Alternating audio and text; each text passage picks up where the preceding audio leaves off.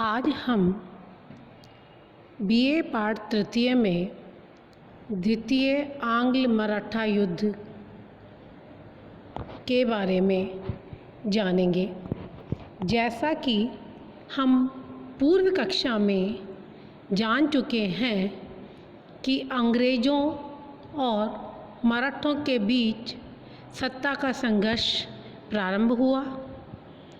रघुनाथ राव जो पेशवा के चाचा थे, अंग्रेज़ों से जाकर मिल गए और उन्होंने पुरंदर की संधि कर ली। लेकिन बाद में अंग्रेज़ों को पेशवा से सालबाई की संधि करनी पड़ी। सालबाई की संधि के लिए कहा जाता है कि यह 20 वर्ष का विराम था और उसके बाद द्वितीय आंग्ल मराठा युद्ध प्रारंभ हुआ। यह 1803 से लेकर के 1806 ईस्वी तक चला। बाजीराव द्वितीय को अपने अधीन कर लेने के उपरांत अंग्रेज इस बात के लिए प्रयत्नशील थे कि वे होलकर, भोंसले और महाजी सिंधिया को भी अपने अधीन कर लेंगे। इसके साथ ही वे अपनी कूटनीति से उस पारस्परिक कलह और फूट को बढ़ावा दे रहे थे जो मराठा राजनीति का सदा ही एक गुण रहा था।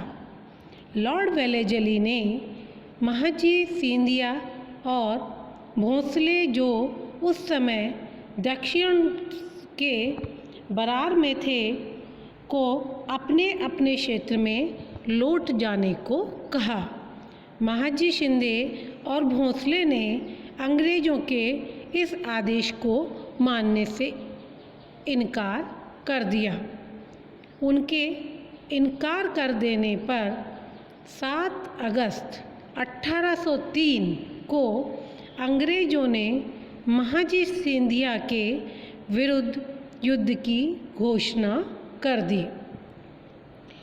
यह युद्ध महाजी सिंधिया के परास्त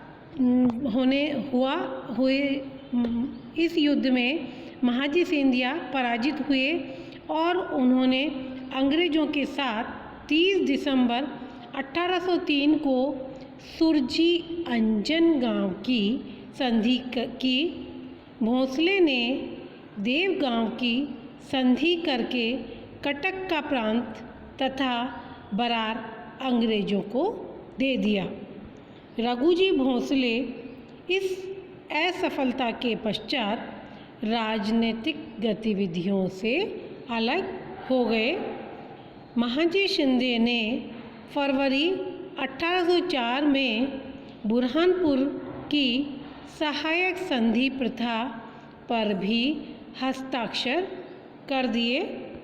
अंग्रेज़ों ने दौलत राव शिंदे की प्रतिरक्षा का आश्वासन दिया। होलकर को अंग्रेज़ों के साथ राजापुर घाट की संधि करनी पड़ी, परंतु अंग्रेज़ों ने क्रमशः 1805 एवं 1806 ईस्वी में शिंदे व होलकर के साथ संधि कर कुछ क्षेत्रों को वापस कर दिया।